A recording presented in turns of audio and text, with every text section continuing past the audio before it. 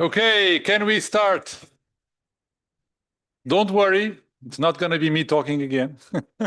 You've had enough of me. So I'm very happy that we have once more Kyunghyun Cho here with us. He's just standing here next to me. He's going to talk to us about reality checks. Very inspiring title. I don't know what it's going to be about. I haven't read the abstract. So just a few words about him. So he's the Glenn Vries Professor of Health Statistics at the Computer Science Department at Korea Institute in NYU, New York University. And he's also with the Center for Data Science, and he's co-director of the Global Frontier AI Lab together with Ian LeCun. And he's a very influential and very respected figure in the field of machine learning. As you've seen in the lecture today, I've shown you one of his papers from around 10 years ago, some result from his paper. So I'm every time that he comes to LXMLS, and it's been quite a few times, he always brings something really new and surprising. So I'm really curious to see what he's going to tell us about. Welcome, and thank you for being back with us. Thank you. Well, that's a bit of a pressure, okay.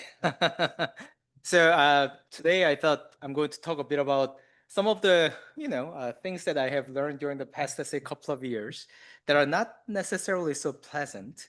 And, I thought that's going to be something that we can actually talk about, especially it's the only part of the summer school as well.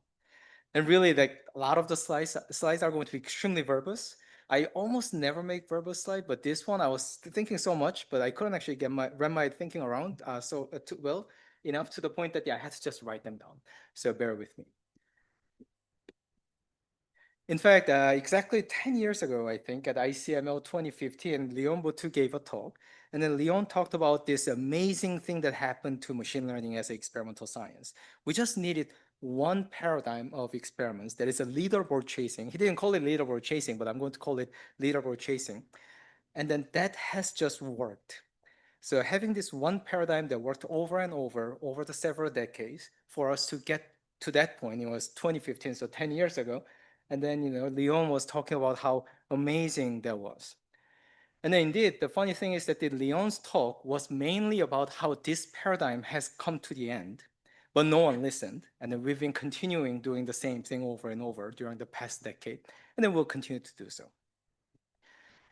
And what is this leaderboard chasing as an experimental platform? So we're going to all agree somewhat on what is the important, let's say, small number of, let's say, benchmarks that we want to test our methods on. And we're going to say that those tests are really important. And what do? We're going to come up with a hypothesis. And then, every hypothesis has a bit of a knobs that needs to be turned. And then those are often called hyperparameters in machine learning. And then we're going to tune the hyperparameters very, very carefully on the validation set. And then we're going to test this hypothesis with the optimal hyperparameters on the community agreed test set. And if this test set accuracy was higher, significantly higher than the previous so-called state of the art, then we're going to report it. And then we go through this process over and over. And it's actually a pretty valid, let's say, way to do science. In fact, this is what a lot of the other places or other disciplines also do. So let's just go through them just so quickly, little by little. So, of course, one thing that is really important is that we are coming up with a hypothesis, and then we have to have a very strong reason to believe this new hypothesis is reasonable at the beginning, even before running the experiments. And then there are many reasons why that should be the case, and that is because we often have a non-uniform prior over the hypothesis, because what we actually want to look at is the posterior over the hypothesis, but that's not really important. And then this really makes it important because we don't want to be biased by the test accuracies. And then unfortunately, we actually check the test accuracies too often these days. So, okay, so let's say we come up with a hypothesis that is reasonable a priori. And then once that's done, we notice that there are a lot of knobs that needs to be turned, and then those are called hyperparameters. And then we're trying to figure out what is the optimal or the best hyperparameter configurations that we can use. And here we have to use a validation set. That is not the set that we're going to test the validity of this hypothesis with the optimal hyperparameters. Think of a learning rate. If we are using a stochastic gradient, then the learning rate is going to be the one knob that we need to really carefully tune. And then really this has to be a test set independent. As you probably have learned from Mario already over the past 2 days, or from any kind of machine learning 101 that you have taken. And evaluation is straightforward. Once I have it, I'm going to just run it on the test set and then see what the accuracy is. And if I know that the accuracy of my new hypothesis with the best hyperparameters is significantly higher than the known existing current state of the art accuracy, then I say that, okay, this hypothesis has been validated, thereby the whole community needs to accept it. It's actually really nice. It's extremely systematic, it's extremely reproducible, and then it's extremely easy to track the progress. Now, unfortunately, what I think is that there is a major issue of leaderboard chasing, because we started to check equate the number of papers as the quality of one's scientific, the quality as a scientist. And then what that means is that this incentivizes perhaps a bit too much scientists to speed up this iteration as much as they can. We need to crank it up, right? If this is a systematic, let's say, iteration that we need to follow, and if the number of papers is going to get me a higher salary down the road or the higher, let's say, respect from the others, all I need to do is just crank it up, the rate. And then in doing so, I realized, when I say we, that includes myself. So I'm also kind of self-criticizing myself today. So we started to gloss over some of the less visible steps, not intentionally often, but kind of due to this kind of incentive structure.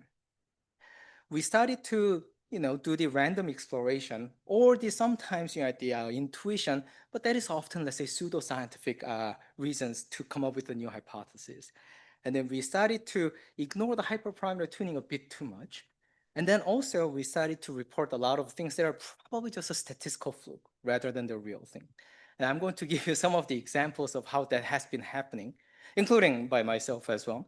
And then trying to send out a message that these three things really have to be a bit done carefully. And for that one, I'm going to go through this kind of 4 case studies. Based on the timing, I might have to skip the last one or the couple of them, but I'll try to cover all of them. And then don't forget that I am guilty of many of these practices myself. Thereby, I'm going to be as critical as possible because I'm criticizing myself. I can do that, I think. So first one is the hyperparameters. This is one of the most inspiring papers that I've ever actually read in my career. So Musgrave, Belongi, and Lim. It was published in 2020, but as far as I can tell, this paper was initially written in 2018. So what they did was that they were interested in this idea of the metric learning or the contrastive learning that was originally proposed in 2006 by Sumit Chopra, who was a PhD student back then at NYU with Jan LeCun. And then since then, people have been working on improving the algorithms little by little. And then this is how the algorithm, the reported accuracies on 3 different data sets have changed over time. It's been making monotonic improvement. It's amazing, actually. So what they did was that they took out all those algorithms, re-implemented them, ran all those hyperparameters themselves again from scratch, and then making sure that everything is on the fair ground, and then spent tons of time reproducing all those numbers.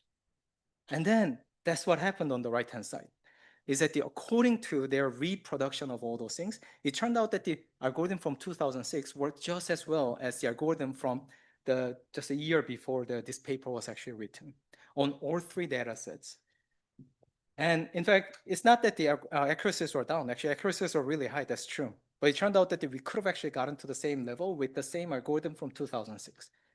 And this was really interesting thing, is that somehow this is a big indication that this leaderboard chasing as an experimental paradigm is not just it's not working at all. Essentially, we wasted tons of, let's say, people's efforts and time. And then, we decided to look at the continual learning because it's a kind of interesting problem. And then the continual learning, we have to think about what it is because I still don't know exactly what continual learning is. But I hired a postdoc, Sungmin, who graduated from Seoul National University and who is still at the New York University. And then he wrote his dissertation on continual learning. So I asked him, what is continual learning? After several, let's say, meetings, I realized that at a very high level, it's all about coming up with an algorithm that learns on a stream of new tasks in order to solve both past and future tasks as well as possible. And it's very exciting because it's actually talking about the next step of the generalization. We're not talking about the instance level generalization, but we're talking about the task level generalization. Can we come up with a machine learning algorithm that is able to generalize to a task that was not seen during training time? And then this is really interesting. So I decided, okay, so we need to work on this together. Let's do this. But one thing that I noticed is that I was reading Sungmin's paper myself. I was like, but Sungmin, you don't actually mention how you actually found these hyperparameters. How did you find them? And then he was like, oh yeah, I found them based on what others have been using. I was like, wait, hold on. That's a bit weird.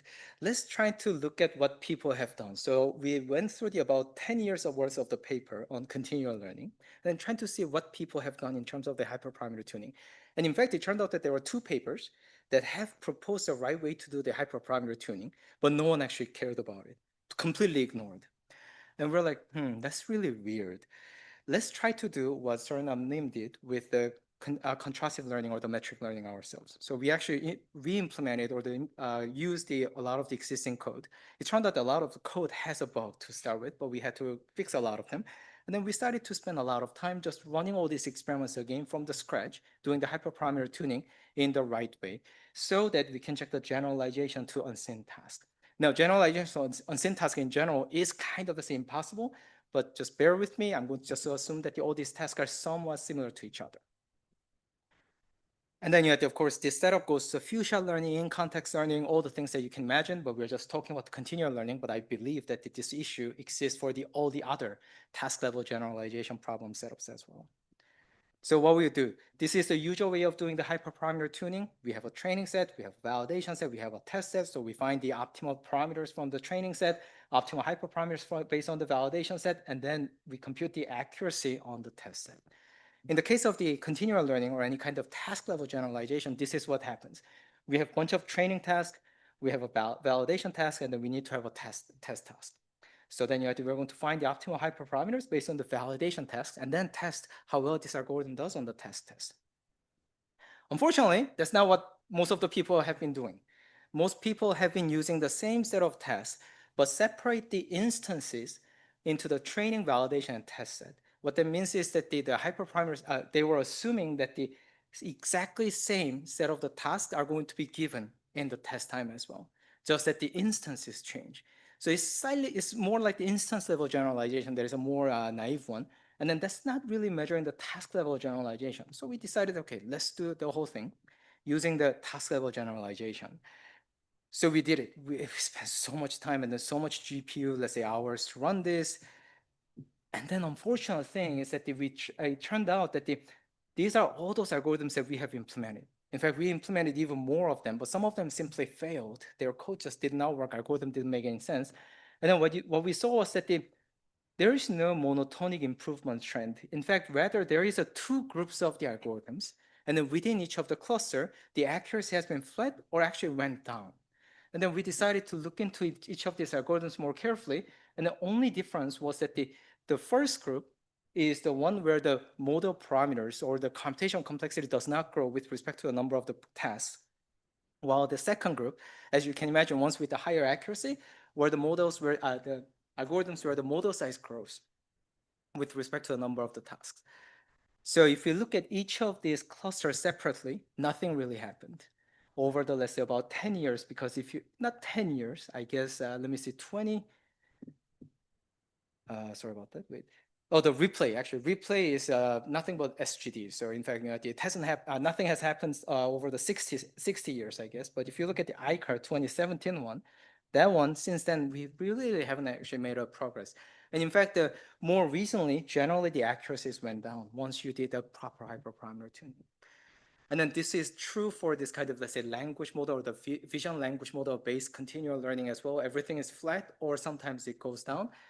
And then it's really difficult to tell, what kind of, let's say, progress has happened in this kind of task level generalization setup as well. So then we started to think a lot about what went wrong here. And then the reason why we had to think about it is that this paper was rejected nonstop without any difference in the paper, the kind of contents. And then, of course, my thinking is that because we do the reviewer matching based on the content of the paper, so all the algorithms that we said were not working, the authors were actually assigned as reviewers. So there's a bit of, I think that we need something to do about that one. So one is that the hyperparameter tuning was not done properly. That was very clear actually from the beginning when we read those papers, not even run the experiments. And then second is that I think that we've been all just too busy. And then we never had a chance to sit down and ask about the validity of the motivation or the justification behind the proposed hypothesis. and only just check the tested accuracy so quickly. That's still perfectly fine because the leaderboard chasing is a valid methodology in my opinion, and then I think that that's true. That's agreed by a lot of people, except that when it's done really well. So I think that we have to be much more careful about the one stage that is hyperparameter tuning. Otherwise, all those conclusions can flip very easily. So next one. Oh, by the way, if you have any questions, please raise your hand. I'd be happy to answer any of those questions on the fly. Otherwise, I'm going to go to second, let's say, the case study that is on the metrics. There's a question, yes. Quick question on the hyperparameter tuning. So what do you do? MUPI, grid search, Bayesian search? Yeah, we did the random search because we couldn't do the Bayesian optimization that easily in this particular case because each of the algorithm has a lot of different hyperparameters, and then some of them are just discrete, like the choices. So just doing a random search with enough number of the trials was enough, and then we could see that it actually did saturate quite rapidly. And how did you decide the search space? Oh, search space was decided by the algorithms, right? So each algorithm has its own set of the hyperparameters. So we actually tried everything for each and every algorithm. So some of the algorithms, if I recall correctly, like the Foster here, that had about 20 hyperparameters, we tuned everything. I see. All right, thank you. Yes. Okay, so how many of you have heard of unlearning, by the way? Okay. Does anyone know what unlearning is, by the way? I don't think anyone does, or everyone has a different idea. Because some of the people started to tell, some of my students and then postdocs started to tell me about the unlearning, and also even some of the random journalists who drop me an email talk about unlearning in the email. I never reply to them, but still I read the email, and then there's unlearning, and I was like, what is this unlearning? And then at a very basic level, I guess what we want is that we want to modify an already trained model so that this model is going to be identical or close to identical to another model that was trained on a same set of the data, except for some of the instances that you want this already trained model to unlearn or to forget about. And it sounds super intuitive and super useful. I mean, if you think about, for instance, the right to be forgotten, data debugging, content removal due to copyright concerns or the other legal issues, or even the personalization or the depersonalization and more. So this sounds really great. But it's actually really difficult to evaluate what it means for unlearning to be unlearning. And then unfortunately, it cannot be it's really extremely counterintuitive. So the random math here, but the challenging part is that we don't know what the goal of the unlearning is that easily. Some people say that I want my model to unlearn this, let's say QA pairs. And then what I want is that I want my model to actually answer incorrectly. Well, is that really the unlearning? What if I train this model, another model from scratch without that particular instance, and then somehow because of the generalization, if that model already answers the question that you want the model to unlearn correctly, then is it unlearning? I don't know. It's very confusing, right? Because of the issue of the generalization, unlearning becomes very confusing. And then thereby, there are a lot of the metrics out there that people have been using for various purposes. The latest one that it seems like everyone is using is by the Myniel from last year that actually looks at the two different things. One is that they trying to see if the forget instances have been unlearned. And the second is that whether the retain instances, the ones that should not have been unlearned, are still inside this model or known by the model. But as you can see, these are really unsatisfactory because, again, what if the model already knows even without those instances during training time due to the generalization? Is it good, bad? I don't know. It's difficult to tell. And indeed, the order of the algorithms in terms of how effective they are will change dramatically depending on how you actually measure the unlearning capability. This is from one of the papers, recent papers from ICMR iClear that shows that the x-axis, those are all those different types of the unlearning algorithms that have been proposed during the past 2 years alone. There's so many of them. And then, in fact, they get better and better according to the left panel. But according to the right panel, they got better, they got worse, and then they got better and better, but it's still worse than the original algorithm, the first algorithm that they tested.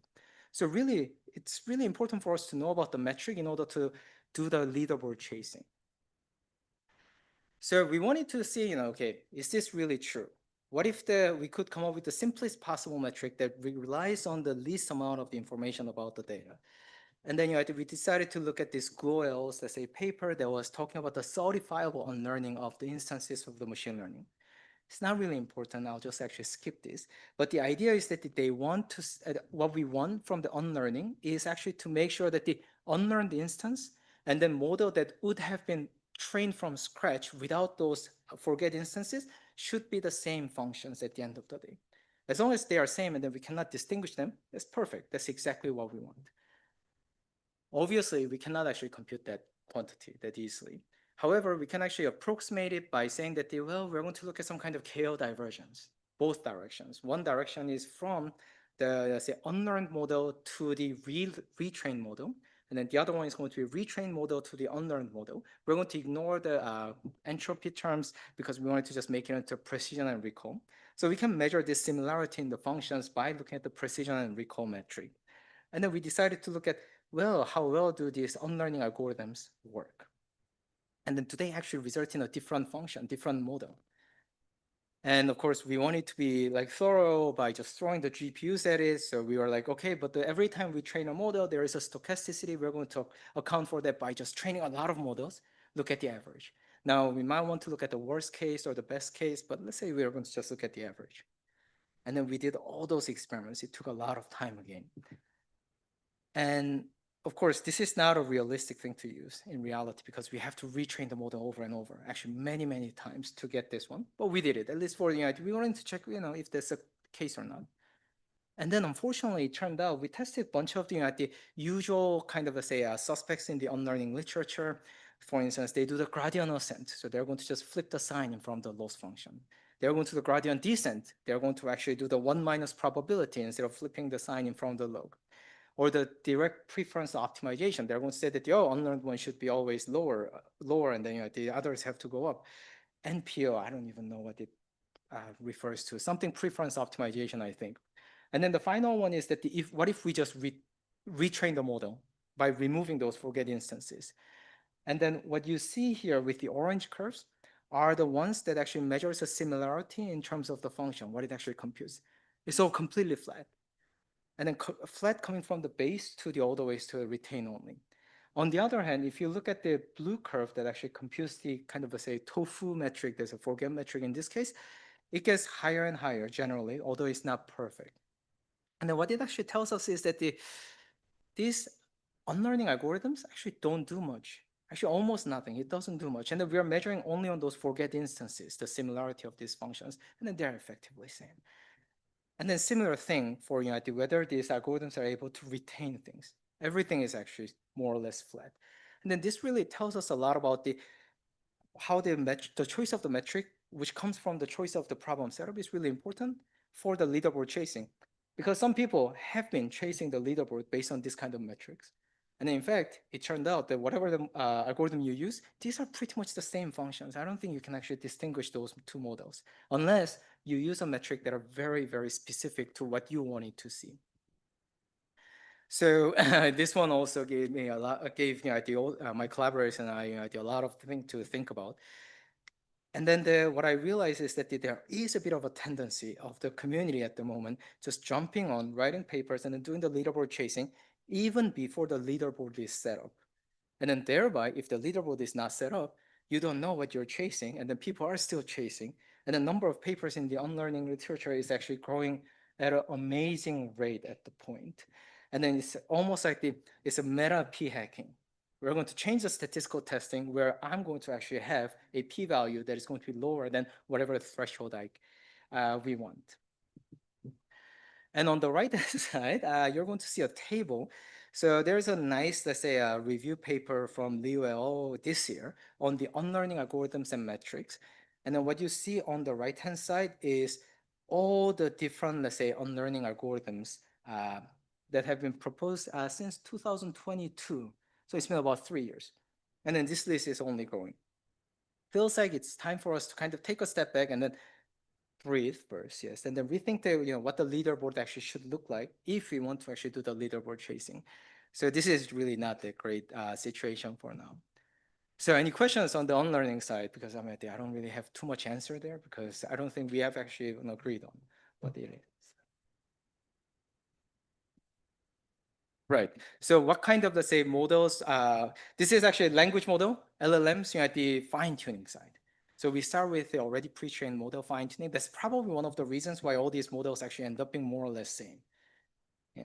Unless we look at a very, the laser sharp into whatever we want to measure. But generally, you cannot really distinguish these fine-tuned models, regardless of what kind of algorithm you actually used. Okay, so okay, so problem setup one thing, but even when the problem setup is super sharp and super important, it turned out that the coming up with the metric is actually difficult as well. And then this is this title is recommended to me by Google Gemini, but yes, there are a lot of flawed metrics, and then because often we actually forget to talk to the experts. So I'm going to talk briefly about the AI for healthcare a bit, because that's the one thing that is very close to my heart. So one thing for sure is that the healthcare is not less about health, but it's much more about an extremely challenging resource constraint optimization problem. Because everyone in this world, almost everyone, not everyone, is born into the healthcare system. Because either you're born in a hospital, clinic, or next to a midwives. Midwives are all clinicians. So you're born into a healthcare, and then you often also die within it as well. And then what that means is that given a fixed amount of resources we have for healthcare, every minute that is spent on something else is the minute that could have been spent on any one of us or all of us. So, and then there is a big promise that the AI could actually help us solve this constraint optimization problem much better. And then that is not really only about diagnosing one disease or treating one disease, but it's really about how to improve the overall healthcare quality and then thereby reach a broader population. And then unfortunately, major time sink of the many clinicians is not about diagnosis or the treating patients or even talking to patients. It's about doing all those things that are needed in order for the other clinicians to do their job better in the future. One of such example is writing clinical notes. They spend tons of time writing clinical notes. And then this clinical note writing is known to be a bottleneck for the clinicians to see more patients. And then that's the reason why a lot of the companies are already starting to using this kind of AI generated draft notes to save people's time. And then you go talk to the actual clinicians who are using these systems. It actually does help in terms of, let's say, saving time. So there's a huge opportunity here. And then another one area that has been seeing this kind of pressure a lot is the radiology. So everyone, we are talking about the preventive medicine, thereby we want to get the early screening, great. But who's going to read all those early, let's say, screening images? Radiologists. There is a growing issue of radiology shortage. I'm at the, big, let's say, fan of the Jeff Hinton, I think a bit of a friend as well. But one thing he definitely made a wrong prediction on was the radiologists or their unnecessary or the uselessness. They're absolutely useful, and then we need them more and more. We actually have a gigantic, let's say, shortage. And then because of that, a lot of the AI companies have been working on supporting radiologists. So when it comes to classification like problems or the forecasting like problems, it actually works pretty well. For the, let's say, TB detection or the scalable early diagnosis of the TB, already all those the commercial products are being deployed, and then they work as well as, if not better than the radiologists. Thereby, we don't have to spend precious hours of the radiologist on just going through the TB or the X-ray of the lung X-ray. Early diagnosis of breast cancer, that also works pretty well. And in particular, when it's actually used together, used by the radiologist, their accuracy, however you measure it, always goes up. So of course, then the natural thing is that can we use the AI also to create a radiology node generation model to reduce the overhead on writing down what they have seen. Now, one thing that for sure is that this sounds really reasonable. It's just an image caption generation problem in some sense, right? That's how I approached the problem in 2015. But in healthcare or any kind of mission critical scenarios, unlike the, let's say, chatbot on the internet, we have to be a bit careful. We have to evaluate it really, really carefully. And in particular, in healthcare, whatever we do is going to affect, let's say, 7 billion people eventually. So we have to be really, really careful. And thereby, the bar is really high. And it's for the good reason. It's not because of the bureaucracy. Bureaucracy actually does contribute to it, but there are good reasons. So for instance, heroin, you heard about the heroin, right? It's a absolutely horrifying, let's say, probably one of the worst addictive, let's say, drugs that we have ever seen in humanity. But it was actually sold by Bayer, the German the large pharma, until 1924 as a treatment for common cold, TB, as well as a morphine addiction. It was a real drug that was actually sold in the pharmacy. And then until in 1937, elixir that was created by some random small pharma in the Midwest of US killed about more than 100 people. There was no regulation at all. So that's the reason why we now have the FDA and everything. So we have to be really careful about evaluation and then claim that something works or not. So now, let's say, the radiology report generation, how should we evaluate them? Well, we need to come up with some proxy that is scalable, because without scalability, we won't be able to tell whether the system works well across the large subset of the population. That's very important because everyone is somewhat different from each other. We wanted to capture the semantic similarity rather than just a surface level forms, because many of these nodes are very templated. So it's very easy to maximize the surface level similarity by just following the template very well. And then we want it to be somewhat interpretable, because eventually the next doctor who's going to read this note is going to read it and then use that to inform their decision-making process. There are so many metrics that people have been using, some of them created and so on. Blue is still there. People are still using Rouge. Okay, so blue is from 2002, by the way, yes. And then some of you probably weren't even born, but it's still being used quite a lot. And then actually one of the things is that almost none of them satisfy the interpretability, because it's really difficult what it means to be interpretable as well. So going back in time, it turned out that some people have already worked on it. Already in 1992, Mori said, actually suggested that the text, so checking the similarity between two texts should be done by asking people to try to answer some questions based on either of them, and then see if they actually arrive at the same answer, or they arrive at the same level of the accuracy. And then so with my former PhD student Alex Wang, we were able to show that yes, that can be used for the summarization as well. And then, of course, we can use the information retrieval-based evaluation, or this kind of intrinsic evaluation is nice, because extrinsic evaluation allows us to see what went inside when the evaluation happened, and then allow us to interpret why some scores are like this score. Unfortunately, it has a high ramp-up cost. Setting up the whole IR pipeline, not that great. Maintaining them, even worse. And for question answering, we need to prepare questions on the fly and then be able to answer them. Not that great. But fortunately, this is a slide from my talk in 2020. We actually don't have to do it, because we can outsource question generation and question answering to neural nets or the LLMs these days. So what we're going to do is that we use an off-the-shelf LLM to automatically create answers or questions and answer them based on either reference or generate text snippets, and then look at the agreement rate. And then because these LLMs actually create a very fluent questions as well as a fluent answers, we can now look at those questions in retrospectively and then decide why this particular score is like that.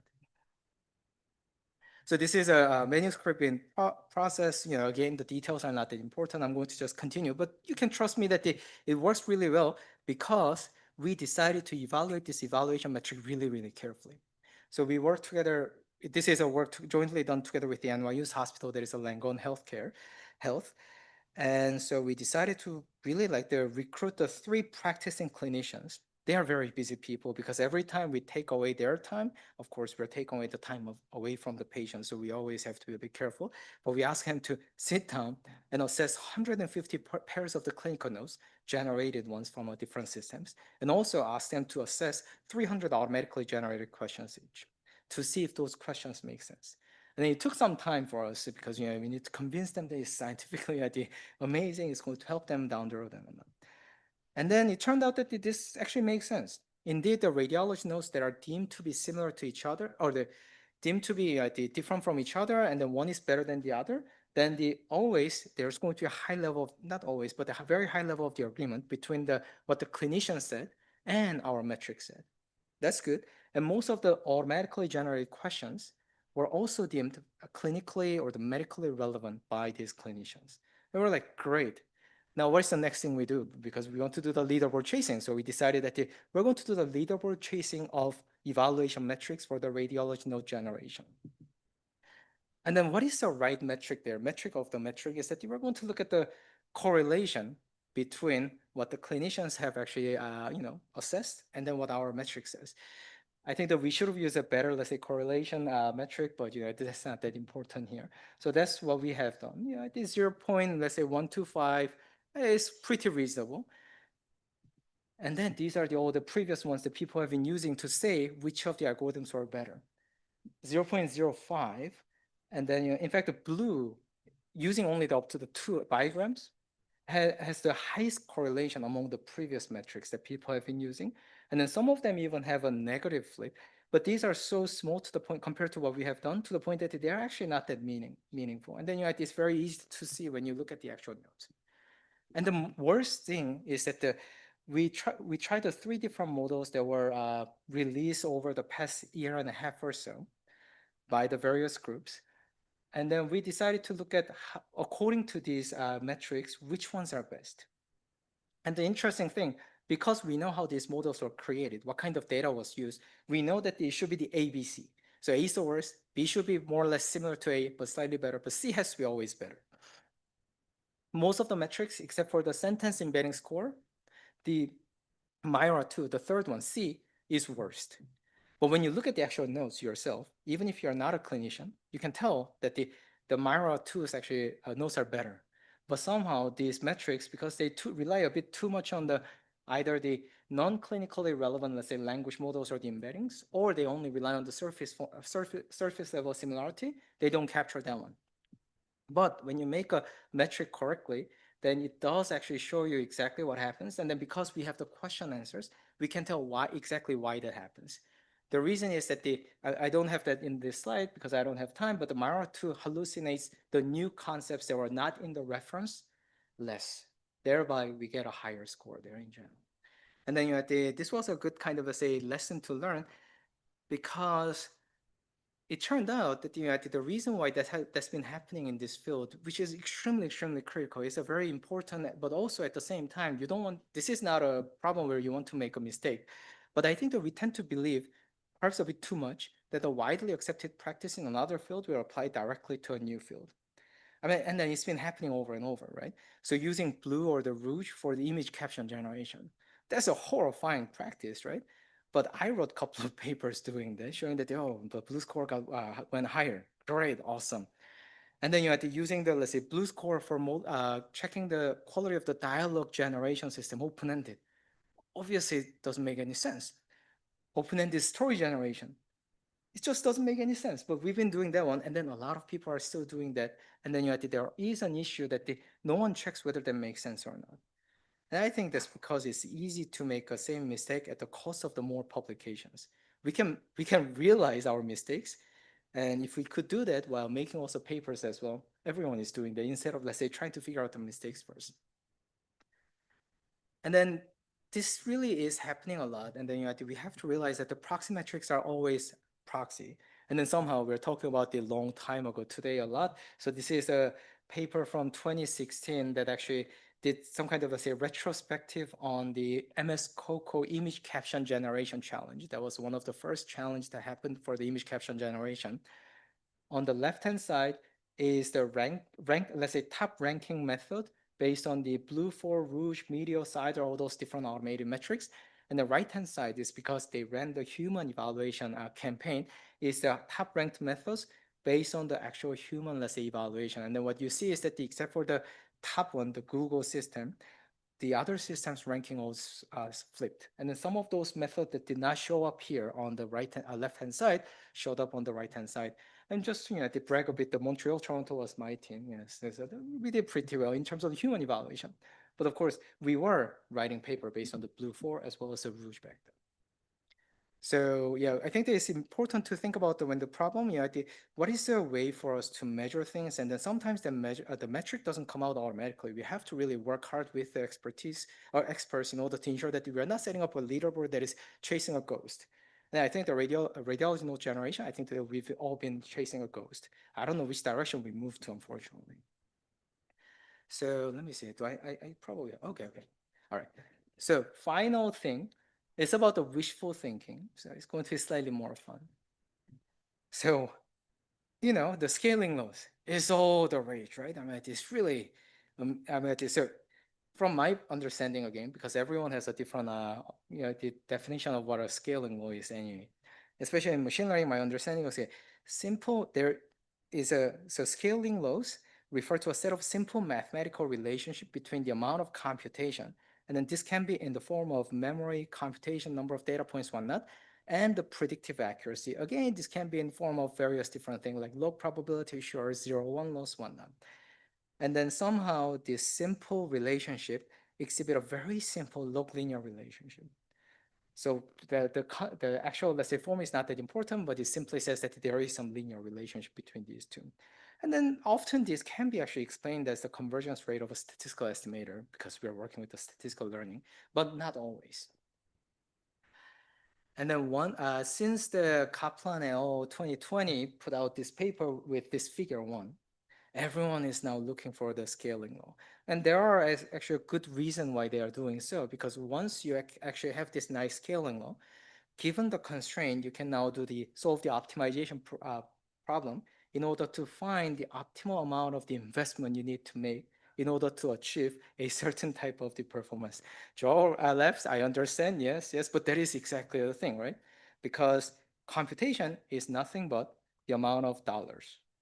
So thereby, you can actually solve this optimization problem to fit whatever the resources you have. Now, of course, this actually tells us one thing is that the one thing that, you want to answer is if there can be such a simple relationship between the scale of compute data and the downstream task accuracy. Because at the end of the day, who actually cares about the pre-training perplexity? What I really care about is that here's a pre-trained model, off-the-shelf model, I download it. I'm going to fine-tune it a bit, or I'm going to provide a bunch of, let's say, amazing, we call it context, right? We're going to do amazing context engineering. Andrea really knows how to name things for sure, yes. So we're going to do the context engineering or whatnot, and then we want to see on my own metric how well this language model does, right? Who really cares about the pre-training perplexity? And then, since there is a relatively simple relationship between the scale of compute and data and the validation perplexity or the validation accuracy, if there is a simple relationship between validation perplexity and the downstream accuracy, that's going to be awesome. Now I can actually decide everything based on how well my system is going to work on my problem directly. Let's assume that we have found the right metric, right? We have learned that that's important. And my students, actually 2 students, Michael Hu and Nick Laurie, came to my office and then told me that yes, that's possible. And then they told me that they can come up with an amazing scaling law for the downstream performance or the accuracy. And I told them, too good to be true. Doesn't make any sense. Go think about it again and then come back. They came back a couple of the months later. And then they told me again, I was like, nope, still too good to be true. I can always flip the sign. They went back. They went back to their office, and about 2 months later, they came back again this time, telling me that in fact there are papers that show that this happens. And then this was one of the papers, Galler et al. 2024, and he said that okay, yes, average top 1 accuracy is predictable. Top 1 error is actually predictable. I was like, what? I mean, to a certain extent, there are a lot of, let's say, of course, the fine prints, but that was like the main paragraph heading. The average top 1 error of the downstream test is predictable. I was like, what? So we were like, okay, my students weren't actually surprised. I was surprised. So I was like, can we take a look at it again? And then it turned out that's not the only paper. There's another paper by Magnussen et al. From this year that says something similar. Again, with a lot of, let's say, caveats here and there, but the main thing in their abstract and title is exactly that the downstream accuracies are largely predictable from the validation perplexity. I was like, okay, this is so wrong. So we actually look at, because the nice thing is that there's kind of, let's say, open nature of many of these research groups is that they tend to release a lot of the data. So we actually downloaded all of them and decided to do this kind of meta study, right? Retrospective meta study. And then it turned out that it was a bit of a slightly overclaiming, let's put it in that way, because there were indeed some downstream tasks that were predictable, unsurprisingly. Because these models are trained with a gigantic amount of the data, the overlap between what you're going to solve and then what was already inside your pre-training data, pre-training corpus is actually pretty high. So yeah, that's possible. However, it turned out that the relationships tend to be very, very distinct across all those tasks. So some are predictable in a log, let's say linear sense. Some are actually inversely predictable, is that as the cross entropy goes down, the accuracy actually no. Okay, when the perplexity goes down, the accuracy also goes down. So that's actually inverse. And then some are actually nonlinear. Yes. I think that they should have actually, not us. We're just doing a meta study. But you're right. But then that's also a subset, small subset. Some of them are nonlinear relationship. And then some of them are simply too noisy to draw any kind of conclusion. Some are actually just flat. And then some look like a sigmoid function. And in fact, we we actually went through those tasks one at a time, just manually, and then we actually categorize them into: are they predictable? Are they breakthrough? Are they trendless? Too noisy to say anything? Non-monotonic, inverse. And we went through the 46 tasks by the gather, and then we found that only about 18 tasks may be considered as a linear fit, except that you cannot tell in advance whether your new downstream task is going to follow which one of to fall into which of these categories. So yeah, it's kind of say not that great. But one may say that, well, at least it's very valuable because somebody did a study, we have this understanding. Unfortunately, it wasn't all that because we can never run the experiments that are exhaustive. We're just in an era like that. And then the curse of dimensionality is actually real. So more things we look at, there are more corner cases that we need to consider, and then we tend to lose it. So we look at the data points from the Gather L and the Magnuson L because they worked on an overlapping set of the downstream task.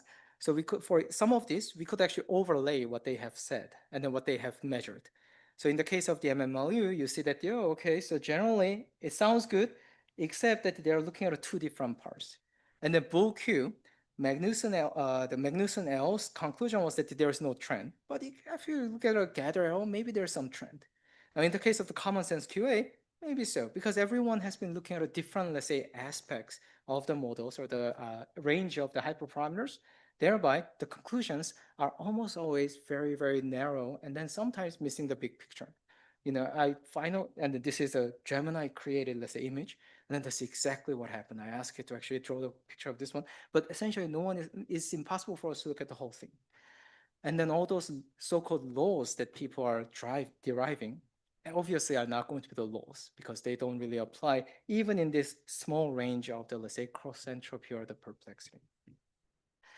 And what I noticed is that everyone wants their own law. So this is a list of the things that you could find on Google Scholar if you search for scaling law until 2020. It's all about actually math or the physics or especially the graph theory laws. And then there are quite a lot of them, but not too much. But then as soon as 2020 happened, you search for the scaling law. It's all about it's all language model and machine learning.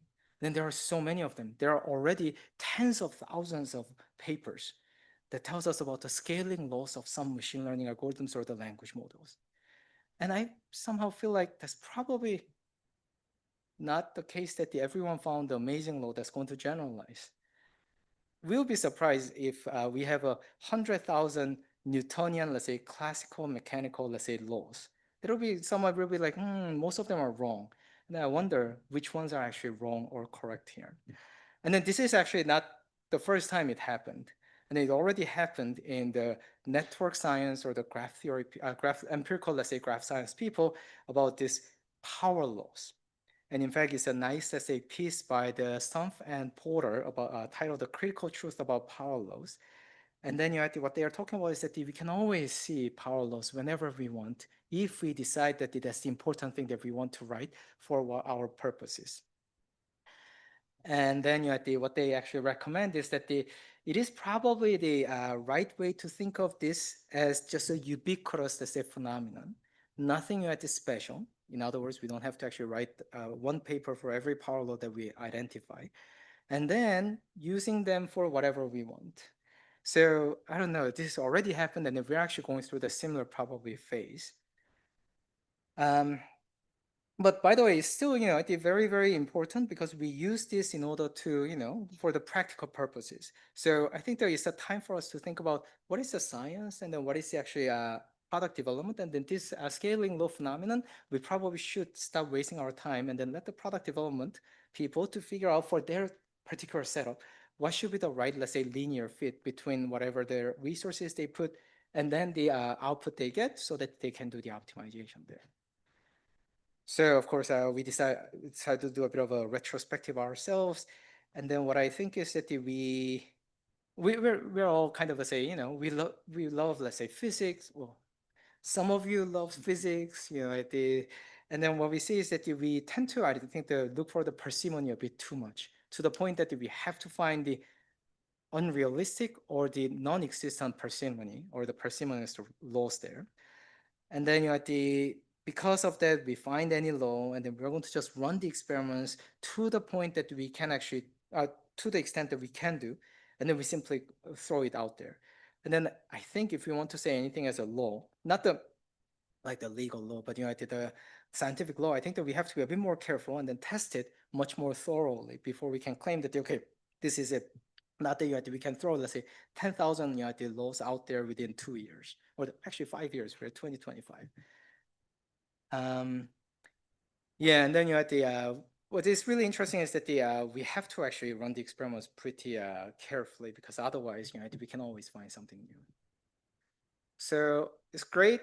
Empirical laws, awesome. Let's just and then they have to be far and apart from each other, so we have to be a bit careful. And then I'm actually suspecting that those 10,000 papers may be the results of having to write more papers, too many papers. This one I can guarantee that because there's no way people found the 10,000 different scaling laws in machine learning since 2020.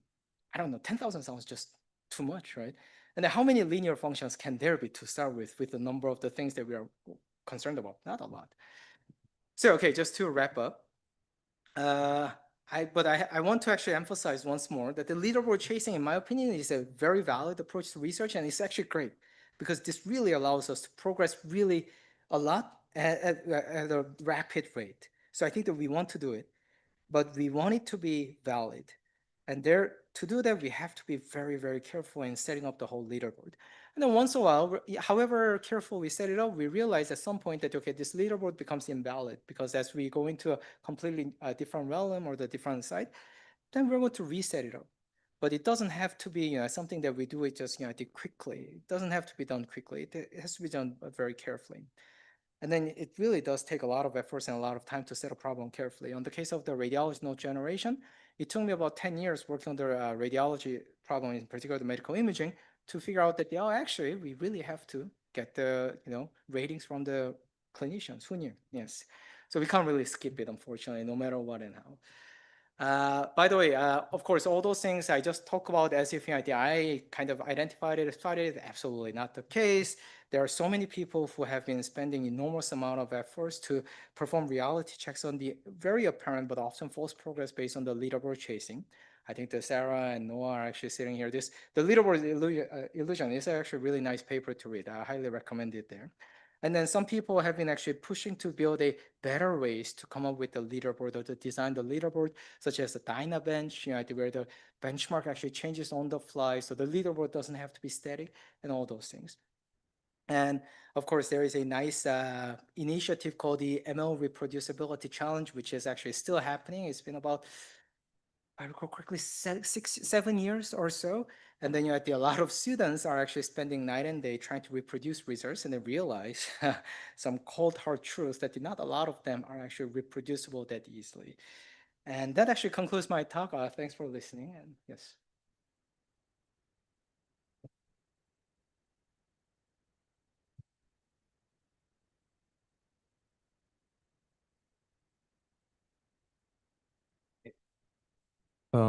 Thanks for the very insightful talk. I have a few questions. So I really appreciate the insight on the flawed metrics. I want to talk about it from the perspective of a reviewer. So if I'm a reviewer and I'm looking at reviewing papers at probably more empirical aligned conferences, then how should I approach reviewing them if, they are reporting from a benchmark SOTA perspective. So that's my first question. I would just make my second question as well, so you could answer both of them. The scaling law plot from the Kaplan paper, we had a talk by Jared Kaplan at Mila a few years ago where he commented on the fact of why Anthropic decided not to use any of the sublinear approximations of attention like linformer performer, even though they show better performance than the quadratic variant. It was because he said that these models do not scale to the billion scale, basically, which is what they're interested in. So even if the metrics are correct, there's no guarantee that the algorithm will scale to something that can be productionized. So how would you go about that, regardless of the metric is correct or incorrect? So yeah, those are my two questions.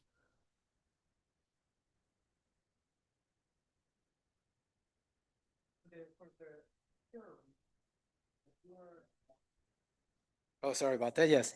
If you're a reviewer, you have a kind of almost like the obligation to check the correctness of the paper that you're reviewing.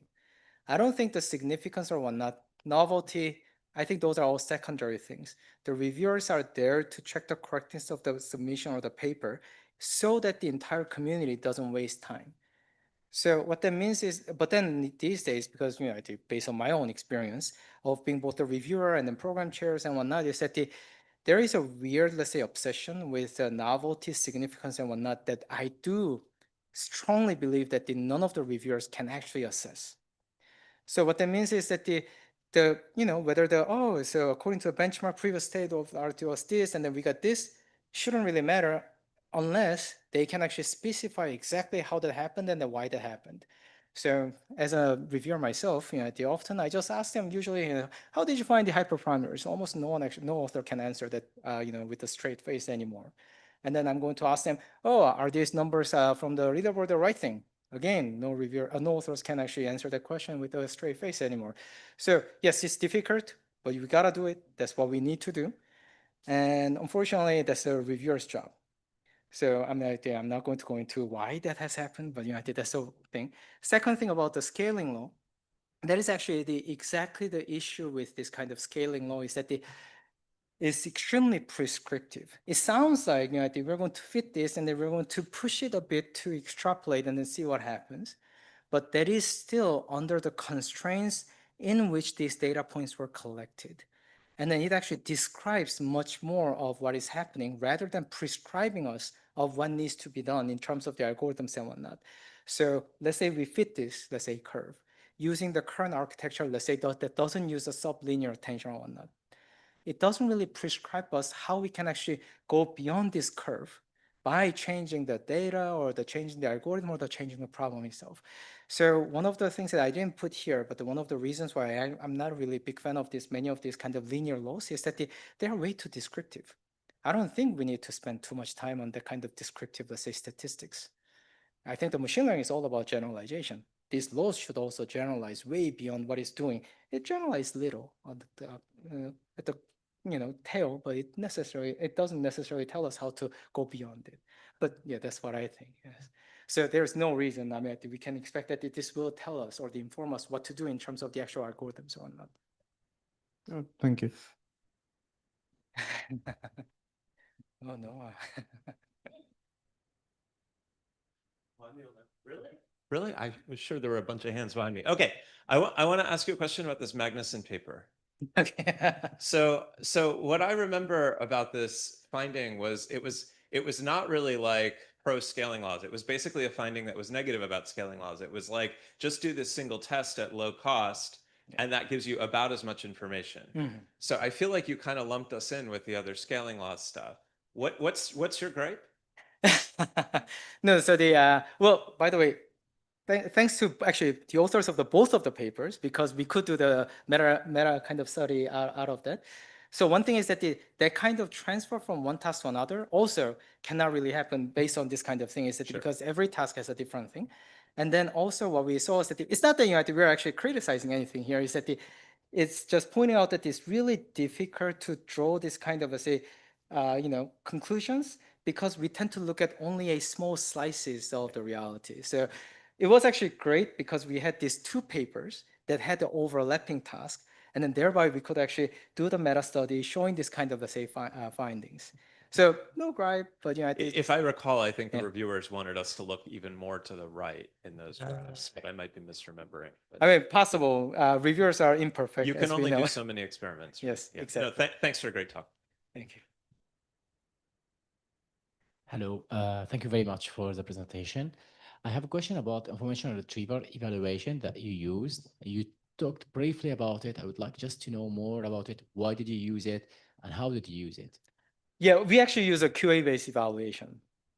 IR-based evaluation is good for more general purpose tasks because you can build one IR system and then use it for the many tasks.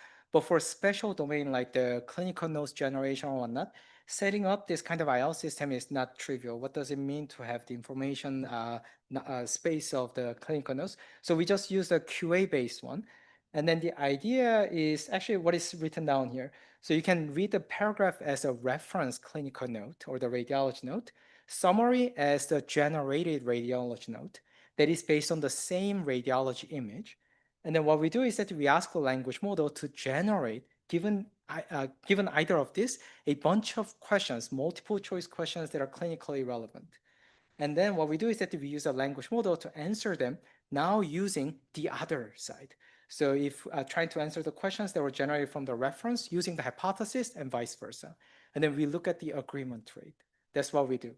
Yes. Sorry, I didn't go into the details. Just didn't have enough time. Thank you very much. Hi, thanks for the really nice talk. Well, I really like this topic and been talking about it a lot with a lot of people. So there is an interesting debate that has been going back and forth on like scientific approach versus tinkering. So whether you approach systematically with hypothesis, null hypothesis, all of that, or you just kind of exploratory try different kind of things to see what works and kind of post factum justify. So there's like whether we have a hypothesis and we test it and we say negative results or positive results, which goes into another question of like negative results in the field anyway, or you just do experiments and then try to backwards come with a hypothesis that has been answered. Mhm. So first thing is like, do you think that's part of the problem? How do we solve it? And second, related to that, one of the problems that we have with scientific approach is resources, because if you want to actually be systematic, this is very expensive. So how do you think that can be mitigated? Yeah, on the first side, by the way, I think I consider myself a tinkerer, so tinkering is great. I love it. Yes, we all are the tinkerers, right? But when we try to follow this kind of empirical, let's say, approach to science, like the leaderboard chasing as an experimental paradigm, there's a one gigantic disadvantage is that we're doing a lot of hypothesis testing on the fly, a lot of them. So in fact, if we have more and more hypotheses that are tested on a fixed, let's say, leaderboard, however we measure it, the statistical power or our confidence on the conclusion that we are drawing, that is that whether the new hypothesis was validated or not, goes down very rapidly. And then that's the reason why it's a good idea, or it's probably almost necessary for us to come up with a small number of the hypotheses that we already know are going to be reasonable in advance based on our prior, and then only test them in order to ensure that the leaderboard stays valid and that our confidence in the leaderboard ranking is high enough. So that's the reason why, yes, we can tinker, but the tinkering also has to be somewhat guided, or the informed tinkering. And then, wait, second side, what was the second side? Yeah. The cost of being Yeah, systematic. cost, yes. So absolutely a great idea, a great question in the sense that what do we do about the cost? I do believe in the advances in the general hardware as well as the general algorithms, so that I'm actually less concerned about the amount of resources that we need at this point. So what I remember is that when was it, 2011 or 12? 11 I think, or 10. Kwok Lee and then Andrew Ng came up with this amazing, let's say, New York Times headline talking about how we trained a gigantic autoencoder in a most distributed way possible. And then this autoencoder, there was a neuron that actually detected cat. That was a New York Times headline. And then Jeff Dean in that headline news article talked about how this kind of thing can only be done with the Google scale infrastructure and Google scale compute, and thereby it's going to be where the Google is going to be so much more successful than any other companies. And then looking back, to a certain degree, that's true. I use Gemini, Google is doing well, but back then, OpenAI did not even exist, Anthropic didn't exist. And still, they are actually probably, at least in terms of reputation, doing much better than what Google is doing. So that's why I'm slightly less concerned about this, the current limitations that we have, because I think they will make some progress that's going to make all this, the high, let's say, need for the resources somewhat obsolete very soon. Yes. Well, 14 years is not that soon, though. Now that I think about it, yes. Hi, yeah. So thank you for your presentation. Actually, your presentation left me one question about the metrics. So as you said, like we have reference-based based evaluation, yes, but unfortunately we could not like really trust these metrics. So that's why, for example, we ask people to evaluate it. For example, after we calculate Spearman correlation or any other correlation, yes, and choose a metric. So, but is it really reliable, or it could be other approaches that we could use for that to be more like, so we can trust the metrics?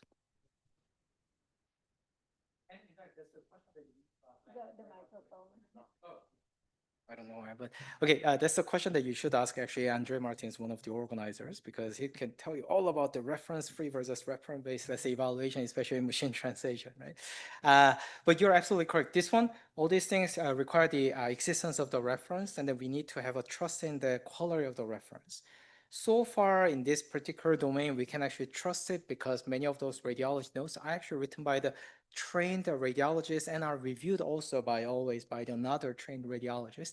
And then they're trying to write it really, really well.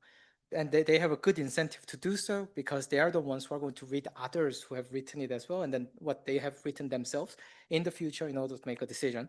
But eventually, it's going to be it's going to be awesome if we could have some kind of say non-reference based or the reference-free metric.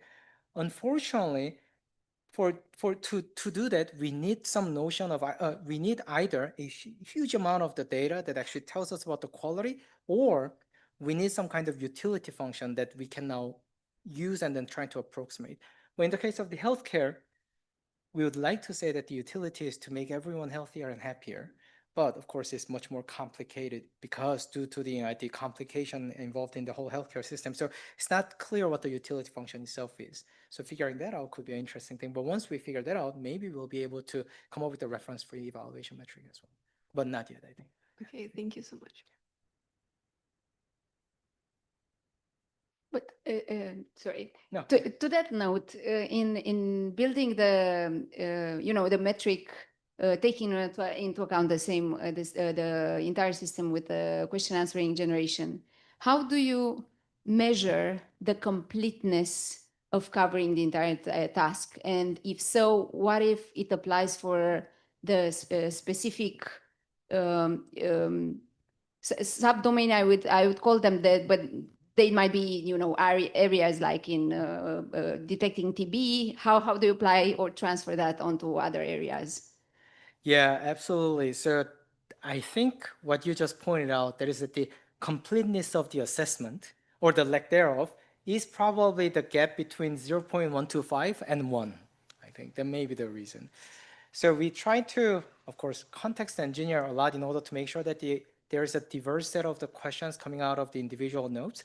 But the issue there is that many of these nodes all contain more or less same thing, no finding, no, let's say, irregularities. And the types of the things that these reports are reporting when it comes to abnormality is very, very heavy tail distribution.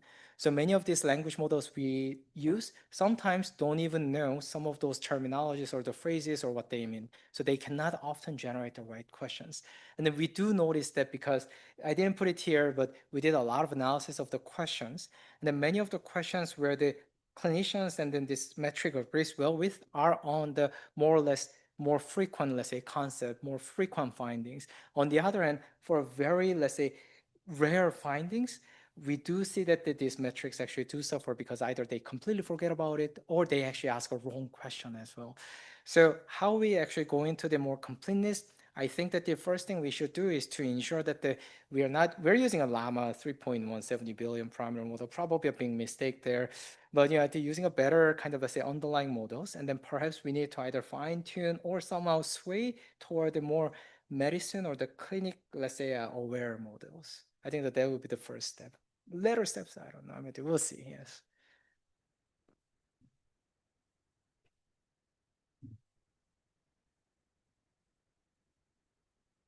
Hey, thanks for the talk. I had a question again about metrics, but maybe about the unlearning scenario and similar kind of fields, because I think there's quite a lot of these, maybe in interpretability, coming out with new kind of tasks and these kind of tasks that don't have very strong metrics yet.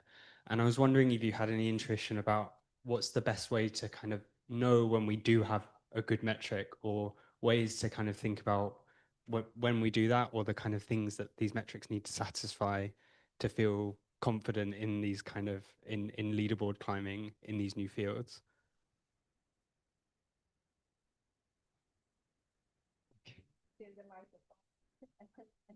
Sorry about that. I'm almost never confident about these proxy metrics myself. Yeah, I think that just being less confident seems to be the right thing to do. Yeah, slightly less confident. Yeah. Do you have also like a intuition about maybe when it's important to use kind of to check the correlation with human experts, and when maybe it's okay not to do that with a metric? I mean, that has to be done every now and then. And then that's the reason why many of these kind of, let's say, widely used benchmarks that are kind of, let's say, well run tends to have the automated proxy metric. And then, yeah, but then every year or so, they're going to all get together and then run this kind of, let's say, a challenge or the competition or the task, and then do the either human eval, or in the case of, let's say, protein, let's say, folding, what they did was actually to ask people who are going to resolve the actual structure to not publish it and then send it to the CASP organization. They're going to save it until the point at which the people submit it and then compare it against. So this kind of thing has to happen if you want that you want the problem to be taken seriously, I think. So unfortunately, no, let's say, silver bullet, just gotta do both, yes. Thank you. That X prime, after the inequality. You go ahead. Oh yeah, oh actually that's true. Yes, okay, I'll have to fix it. Thank you, yes. I'll have to fix it. I mean, somehow Gemini didn't catch that. I unloaded and asked for any mistake. Revolving back on the metrics, a lot of subtasks in machine learning are very subjective based. Like summarization is very subjective to opinions. And you can take obviously the average consensus from the population, but the population can also be a very ununiform distribution. So to mitigate this, I think a lot of papers, as you're aware, use LLM as judge. And if the LLMs themselves, as you suggest, have been trained on flawed metrics, then using them as judges propagate this deep-rooted issue more into the development of the field, right? So how would you mitigate something that requires such subjectivity notion of a metric? Because like coming from more fundamental sciences, you would prefer more objective metrics that hold always, right? So just want to get your opinion on that. Like again, I don't know, it just turns off once in a while. Just... Ah, oh, I see. Okay. Sorry about that. So LLM as a judge is a interesting paradigm for evaluation, and it actually connects to reference-free versus reference-based the evaluation as well, in a sense that often when we think about evaluation, is a comparing against, let's say, reference, or the comparing against another system's, let's say, output. And then now you need to decide on what kind of which aspect you want to measure. Even for the like here, we actually get two scores, there is a precision and recall. That was the same for the unlearning as well. So you need to decide on which aspect you're going to measure. LLM as a judge. The nice thing is that even when you have a reference, you can actually tell the language model given this reference or not. And here is the aspect that I want to measure, can do some measurements for me. I'm actually very, very optimistic about the LLM as a judge, except for the fact that it's extremely brittle metric because there's a very brittle black box function that could have a very interesting abnormalities here and there. So depending on how you engineer the prompt or context or how you actually present the examples, those things can often impact the outcome. So I think the right way to think about it is that okay, LLM as a judge, because this model has seen a lot of, let's say, different examples, it's going to learn from the amazing amount of the data to do a lot of things, including the evaluating any kind of, let's say, instance along the aspect that you can describe yourself in a natural language, except that we have to ensure that what we are measuring is actually exactly what is being measured as well. So that is that you need to make sure that the outcome is not too brittle to the choice of the prompts or the choice of the examples. So essentially to characterize this this kind of approach much better, much more carefully for each and every problem you're using it for. So in that sense, I think it's absolutely fascinating, right? Yes. But gotta be careful, just be very transparent. Perfect, thank you.